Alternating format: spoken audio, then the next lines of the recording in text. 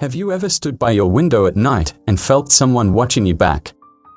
Tonight, I'm going to share with you one of the most unsettling true horror stories ever whispered on Reddit, a story about a haunting whale, a floating woman, and a friend who vanished into the darkness forever. Turn off the lights, put on your headphones, and listen closely. Names and locations have been changed for safety purposes. The call came at 2:14 a.m. on a Friday. I was half asleep at my desk when my phone vibrated. It was Jessie. Hello. Jessie, open your bedroom window. She was whispering. I opened the two white-framed windows that gave way to my street that was shrouded in darkness.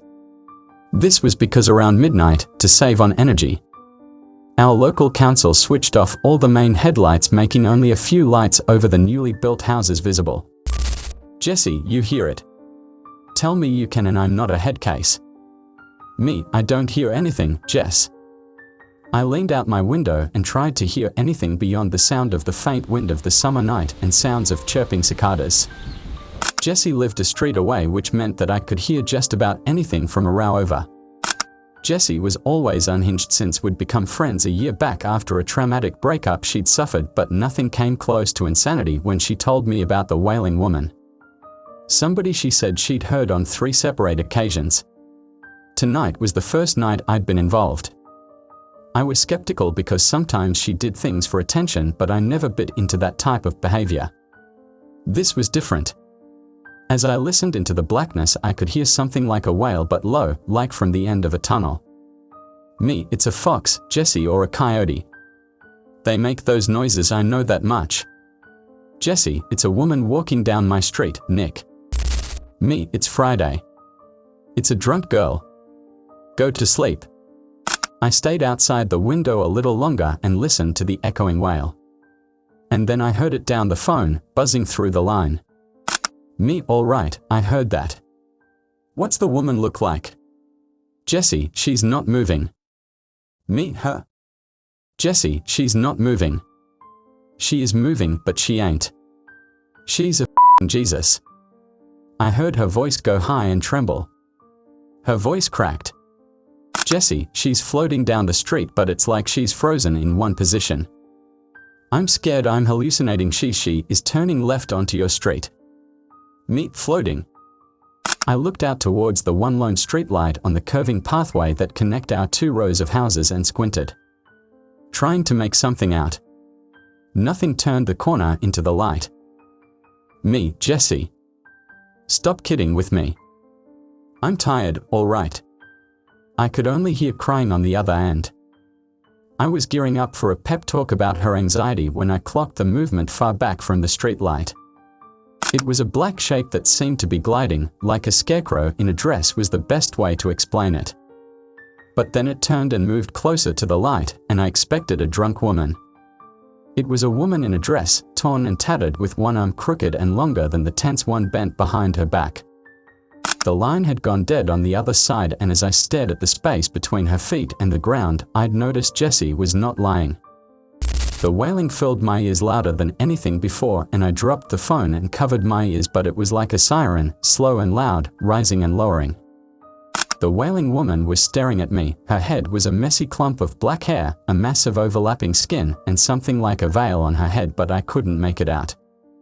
She turned and floated towards the expanse of black that gave way to the fields, farmland, and forests on the outskirts of my town. I watched her as she slipped away, the wailing siren dying down. I slumped down on my chair and felt my body pulsing as blood rushed through my ears. I dropped my phone on my floor and reached for it. Jessie. Jessie, please tell me you saw what I saw, Nick. Some floating girl in a black dress, and it's like she was frozen but floating. Jessie, did you hear the wails? I'm sorry, I'm just trying to catch my breath. Jessie, she keeps walking into the woods.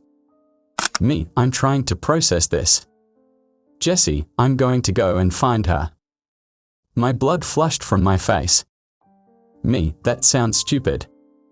It's probably a prank or something that somebody is pulling with a drone. I wish I'd have recorded it. Shit. Jessie, I think she needs help.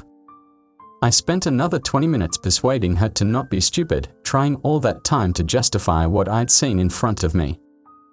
I was still doubtful, skeptical of what it was, and I'd seen people pull off shit like this for YouTube cred. Jessie eventually agreed to go looking in the woods tomorrow in the day. I agreed to go with her, and then she told me she'd come around and get me early tomorrow. It took another hour for me to calm down, but everything was making me jump. I ended up shutting my windows, drawing my blinds, and putting on a superhero movie while I slept with my light on. When the next morning came, I was called downstairs by my mom telling me there was somebody calling for me.